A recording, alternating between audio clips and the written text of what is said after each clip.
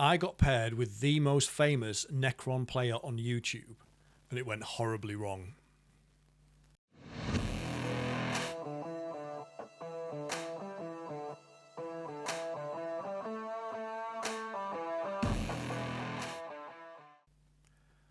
What happens when two Necron players are paired together for 40k doubles, but neither of them has brought Necrons?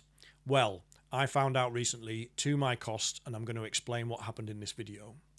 So I was very lucky to get a ticket for the Dominion War Invitational. This is an annual 40k doubles event which takes place on the south coast of England, and you each bring 1,000 points, and then the pairings are random. You literally pick names out of a hat. It is organised by a hero of mine, Nick Beer, who runs the Idic Beer 40k Necrons and More channel. If you haven't checked it out, you should absolutely go and have a look. Nick has been invaluable for me and thousands of other Necron players over the years. He has an enormous back catalogue, which includes painting guides, kit bashing, and loads of bat reps. So there's an incredible amount of content there. Go and check it out. And guess what happened? I picked Nick's name out of the hat. I was buzzing. So Nick, as I said, is a hero of mine. I've played against him before, but I've never had the pleasure of rolling dice with him on the same team. So this was a real moment for me. It was the kind of a dream come true, but the wheels fell off fairly quickly. So what went wrong? Well, I think it's fair to say we both fell at the first hurdle, which is list creation. But in our defence, I think there's a very good reason for this. As I mentioned, Nick he's basically the king of Necrons on YouTube, so his events always naturally attract quite a lot of Necron players. So independently, both Nick and I had decided not to take Necrons to ensure that there was a bit more variety at the tournament. And also, I think because we both wanted to play with our new toys. So in Nick's case, he has been building and painting a beautiful Emperor's Children list. It's Emperor's Children Marines with demon allies, Slanesh demon allies. They're absolutely gorgeous. I was really impressed. I know he's a good painter, but seeing them in person, I was really impressed with how lovely they are. Now, also for me, as you know, aside from Necrons, I do like my Dark Eldar, my Drukhari, and there is a detachment in Drukhari where you can take Harlequins as allies, Eldar Harlequins, and I recently came into possession of some beautifully painted Harlequins from my friend Liam. So I wanted to take my Harlequins, and obviously Nick was taking his Emperor's Children. Unfortunately, this also has an inherent problem because the detachment that Nick was taking, which allows you to bring demons, is statistically the worst performing Emperor's Children detachment. It's the weakest one according to StatCheck. Similarly, Harlequins is one of the weakest detachments for Eldari Codex according to StatCheck. So we were really giving ourselves a mountain to climb, not even a hill. If I'm being brutally honest, it was also perhaps hubris on my part because I did not want to be that guy. So my typical 40k life is spent playing competitive 40k. I'm not a brilliant competitive player, as I keep telling everybody. I'm not going to win any tournaments, but I do okay. You know, last single day tournament I went to, I won 2, lost 1. Last 2-day tournament at GT I went to, I won 3, lost 2.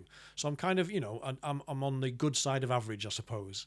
And I didn't want to take Necrons because I was worried that I would end up playing them in that mindset of being too competitive at what is meant to be a casual and fun event.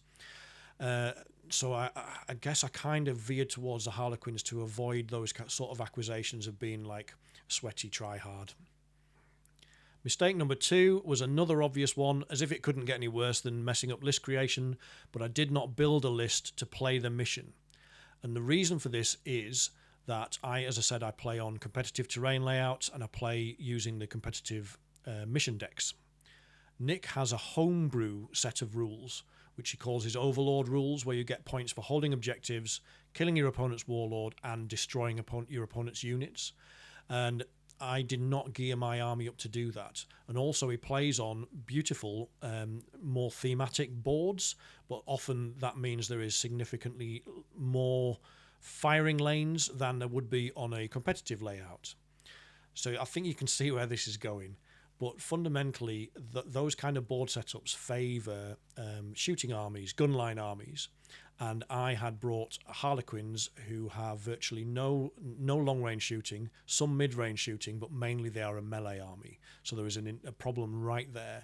And the same on Nick's list, to be fair. He didn't really have an awful lot of shooting in there. Neither of us had a great deal of anti-tank, for example. So once again, we'd put ourselves right up against it. So on paper, we could not have been a worse pairing, and let's have a look at how that panned out. So game 1, we played into Luke and Bill. Luke is Nick's son. You will see him on Nick's channel. He runs Tau, some really nice painted Tau, and he definitely knows how to use them. Bill Murlock is from the Warzone Murlock channel. At the moment, he's pumping out some phenomenal Horus Heresy content, so go over and check that out. And he always wins Best Painted at Nick's events. He wins Best Painted at the Dominion War every year for good reason. This year he brought Lamenters, our Blood Angels successor chapter, and they were gorgeous. Now, game-wise, they kind of took an early lead. They went first and we just couldn't catch them up. We came close and there was some really cinematic moments. So my Solitaire, who is an absolute little blitzer, he managed to kill Dante and all of the Sanguinary Guard, and then kind of skipped up the board and ended up in their deployment zone, having murdered his way right to the back. So that was quite good fun, but unfortunately it was not enough for us to clinch the win. I think we lost by about a dozen points. Game 2, Nick and I were paired into double orcs, double shooty orcs. So we knew this was going to be a tough one, but it was a challenge that we relished and we really went for it. Our opponents were James Workshop, who is from the Modelling for Advantage YouTube channel. They cover all aspects of wargaming, so not just Games Workshop related. They do other fantasy and sci-fi games and a lot of historicals as well. So if that's your bag, go and check them out. 6 Plus Stevo is a titan of the Orc YouTube community. He's got his own channel and he's also a member of the Orc War Bosses. It's kind of like a conglomerate that gets together and makes content. Again, I would absolutely recommend checking them out. And Stevo is also a beautiful painter. His orcs are immaculate, looked really good. Now, this was a really interesting game because we knew we were going to be up against it with the shooting power of the orcs, so we had to try and score as many points early doors as we could and then see if we could stay in the lead. So we got turn 1 and Nick very cleverly did some move blocking to try and pin them in a little bit and allow us to score some points. But slowly but surely they ground us down. So we had some really cool moments, Nick and I, to get banded together, and we managed to take down Stevo's Squigoth, his big beast. In retaliation, Stevo dropped in a bunch of meganobs into my back lines and killed my warlord, who was a death jester from the Eldar Harlequins. But I have a stratagem that allows you to resurrect a character model after it's been killed. It's a bit like playing Necrons. So I brought him back, and then in my turn, he just blitzed through these guys. He just murdered them with his shooting. So that was pretty cool. But unfortunately, we did get not a sound thrashing, but we lost by more points this time. I reckon it was about 15 to 20. So it wasn't the end of the world. Neither game we got tabled or anything like that, but we did lose both of our games. So where did we place? Well, there was 8 pairs, and I'm proud to say we didn't get the wooden spoon. We actually finished 7th. And also, we could have finished higher if I'm being honest, but the placings were done on victories and points.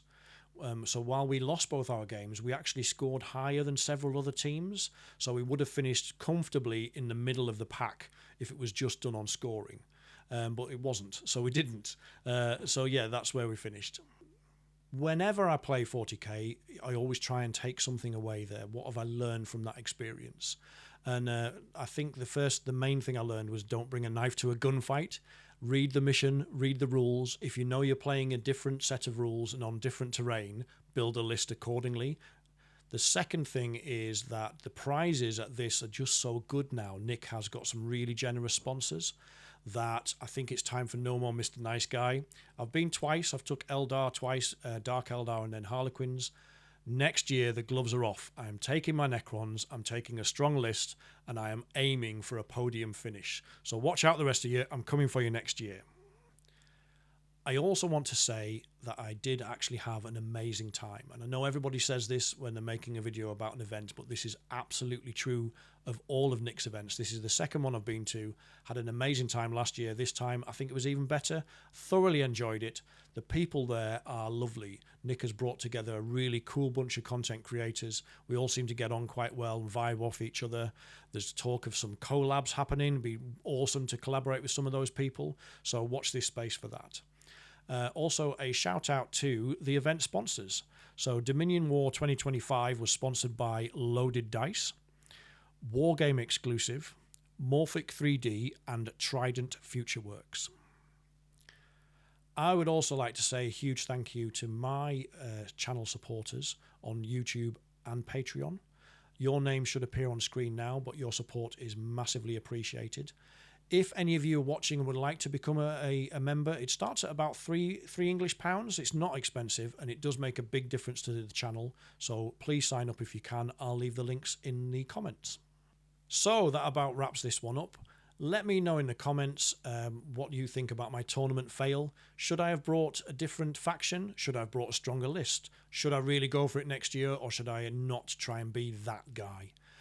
Really look forward to reading your comments, and as usual, I will try and answer all of them. And in the meantime, thanks for watching, and I'll be back soon with another video.